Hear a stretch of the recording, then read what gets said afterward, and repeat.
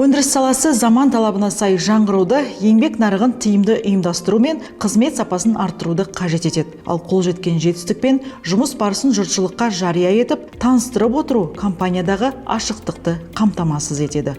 Ақтау порты арқылы қазақстандық мұнай экспортының артуына байланысты Қазмұнайгаз, Қазтрансойл, Қазақ теңіз көлік флоты тілшілер мен блогерлер үшін арнайы баспасөз турын ұйымдастырды.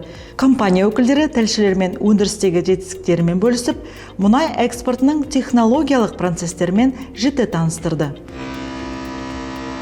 Баспасөз турына Егемен Қазақстан, Казахстанская правда, Маңғыстау газеті, Маңғыстау телеарнасы, 24 KZ телеарнасы және тағы да басқа бұқаралық ақпарат құралдары өкілдері қатысты. Өндіріске келген топтың ішінде әлеуметтік желілерде көпке танымал блогерлер де болды. Бүгін Ақтау теңіз портында баспасөз туры өтіп жатыр. Оған республикалық және облыстық бұқаралық ақпарат құралдарының тілшілері қатысуда. Дәл қазір біз Тараз танкерінде тұрмыз. Тараз танкерінің өкілі тілшілерге танкердің мүмкіндіктері жайлы сұхбат беруде. Ақтау теңіз портын аралаған топ мұнайдың танкерлерге құйылу технологиясымен танысып, сол уақытта айлақта тұрған Тараз атты танкердің ерекшеліктері мен мүмкіндіктері туралы сұрап білді. Одан өзге тілшілер паромды кешенін мұнай құю айлағын аралап шықты. Сейчас мы находимся на борту танкера Тараз. Қазір біз Тазар танкерінде тұрмыз. Тиімділігі өте жоғары технологиялық кеме. Нидерландық Дамин концернінің зауытында салынған. Кейін Румыниядағы зауытта толықтай жабдықталып, Каспий теңізіне әкелінді. Баспасөз турына қатысушылар Қазтрансойлға қарасты Маңғыстау мұнай құбыры басқармасы Ақтау бас мұнай айдау станциясында мұнай тасымалдаудың технологиялық үрдісімен танысты. Көп функциялы Ақтау бас мұнай айдау станциясы Транскаспий халықаралық көлік бағыты бойынша мұнай тасымалдаудың негізгі алаңы, маңызды стратегиялық нысан болып табылады. Станцияға келген топты Маңғыстау мұнай құбыры басқармасының басшысы Асқар Дәрібайұлы Жолдасов өзі қарсы алды. Станцияға кірмес бұрын тілшілер тобы өндірістік нысандағы қауіпсіздік техникасымен танысып, арнайы киім киді.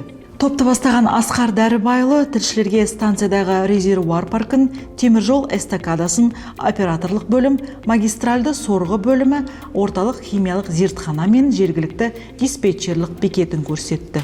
Көп функционалдық станцияның орасан зор мүмкіндіктері бар, яғни магистральды мұнай құбыры арқылы мұнайды қабылдау және тасымалдау ұсынылады, және де теміржол вагон цистерналарынан мұнайды қабылдайды, және де танкерлерге мұнай құю айлақтар арқылы мұнайды құяды. Станциядағы жұмыс үрдісі өз тәртібімен жүріп жатыр. Маңғыстау мұнай құбыры басқармасы Ақтау бас мұнай айдау станциясының орталық химиялық зертханасында қызметкер Роза Оразалиева мұнай құрамындағы тұзды анықтау және айыру жұмысымен таныстырды.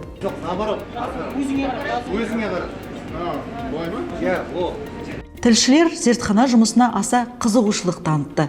Зертхана жұмыскерлерінен мұнай сапасы жайлы көптеп сұрақ қойды.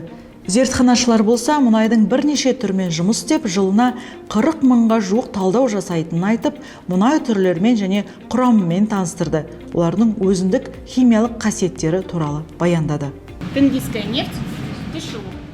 Бұл теңіз кен орнының мұнайы, бұл мұнайдың аса жеңіл түрі, құрамында күкірт аз, оның ерекшелігі сол, оның фракциялық құрамы жоғары. Ол 35-40 градуста қатады. Мұнайдың бұл түрі отын жасау үшін қолданылады.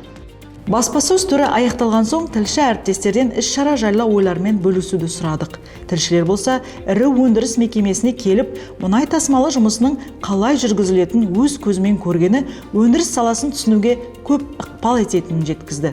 Қазмұнайгаздың, Қазтрансойлдың және Қазтрансфлоттың ұйымдастыруымен журналистер үшін жақсы пресс-тур ұйымдастырылып жатыр. Бұл өте маңызды журналистер үшін және халық үшін, жалпы оқырмандар, теледидардың тыңдармандар үшін, көрермендер үшін өте маңызды деп ойлаймын. Себебі уақыт өткен сайын технологияда, құрал жабдықтарда жаңарып жатыр, жаңғырып жетіліп жатыр, қызмет көрсету сапасы жетіліп жатыр, өнімнің көлемі ұлғайып жатыр деген сияқты өзгерістер болады ғой өндірісте. Осы өзгерістерді өндірістегі халыққа хабарлау, таныстыру, ол өндірістік орындар үшін де, журналистер үшін де маңызды. Бүгінгі пресс-тур осы мақсаттың үдесінен шығады деп өзім ойлаймын. Біздер көптен бері мысалға Қазтрансойлдың бұл алаңына келіп көрген жоқпыз. Осы Ақтау қаласында тұрсақ та. Бүгін ұйымдастырып жатқан пресс-тур арқылы біз біраз жерді көрдік. Баспасөз турына қатысқан тілшілер осындай іс-шаралардың жиірек ұйымдастырылғанын қалаймыз деді. Себебі өндіріс барынша ашық болған сайын оның әлеуетіне деген сенімде арта түспек. Айсамал Абілхан, корпоративтік арна үшін Ақтаудан.